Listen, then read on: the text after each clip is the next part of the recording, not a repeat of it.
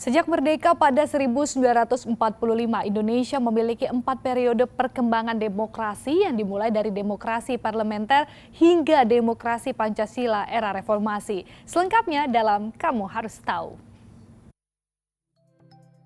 Tahukah kamu bahwa Indonesia memiliki 4 periode perkembangan demokrasi sejak proklamasi kemerdekaan 17 Agustus 1945? Yang pertama adalah demokrasi parlementer di tahun 1945 sampai 1959. Sistem demokrasi parlementer adalah sistem demokrasi yang menempatkan parlemen sebagai bagian fundamental di pemerintahan. Demokrasi parlementer di Indonesia dimulai dengan pergantian sistem presidensial menjadi parlementer pada 3 November 1945. Dan pada 14 November 1945 terbentuklah kabinet pertama yang dipimpin oleh Sultan Syahrir sebagai Perdana Menteri. Kabinet Syahrir berakhir 27 Juni 1947 setelah 3 kali memimpin. Setelah Kabinet Syahrir 3, Kabinet Silih berganti. Tercatat ada Kabinet Amir Syafruddin 1 dan 2, Kabinet Darurat, serta Kabinet Hatta 1 dan 2. Yang kedua adalah demokrasi terpimpin 1959 sampai 1965. Era demokrasi liberal parlementer berakhir setelah Presiden Soekarno mengeluarkan dekrit pada 5 Juli 1959 dan membawa Indonesia pada sejarah demokrasi baru, yaitu demokrasi terpimpin. Demokrasi terpimpin adalah sistem pemerintahan di mana segala kebijakan atau keputusan yang diambil dan dijalankan berpusat kepada satu orang, yaitu presiden. Ciri khas dari konsep demokrasi terpimpin adalah peran dan campur tangan presiden selaku pemimpin tertinggi demokrasi dan revolusi, yaitu Presiden Soekarno. Selain itu, era ini ditandai dengan sejumlah hal yang kontroversial terkait kekuasaan presiden yang sangat dominan.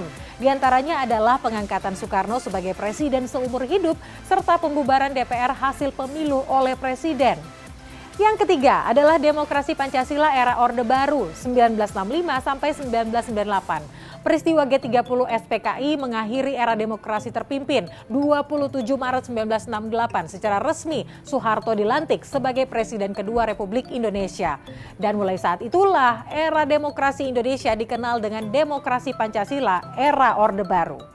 Era Orde Baru bertujuan untuk menjadikan Pancasila sebagai landasan demokrasi. Namun dalam perkembangannya, peran presiden juga semakin dominan terhadap lembaga-lembaga negara lainnya. Rezim yang berkuasa selama 32 tahun ini juga dihantui beberapa hal yang kontroversial seperti penyelenggaraan pemilu yang dinilai tidak jujur dan tidak adil, serta sistem kepartaian yang otonom dan berat sebelah. Kondisi ini berlangsung hingga Mei 1998 ketika Presiden Soeharto terpaksa mundur akibat people power yang dinamakan Gerakan Reformasi. Yang keempat adalah demokrasi Pancasila era reformasi 1998 sampai saat ini. Seperti demokrasi Pancasila era Orde Baru yang ingin merevisi praktik demokrasi terpimpin, demokrasi Pancasila era reformasi ini juga ingin merevisi praktik politik dan pemerintahan Orde Baru yang dianggap menyimpang.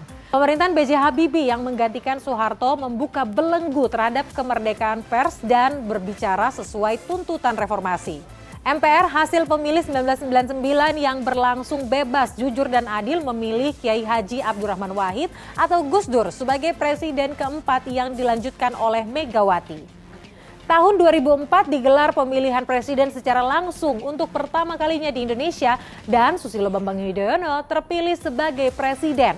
Setelah menjabat selama 2 periode, kepemimpinan tanah air dilanjutkan oleh Presiden Joko Widodo selama 2 periode. Nah, itu dia tadi 4 periode demokrasi yang ada di Indonesia. Karena kamu harus tahu.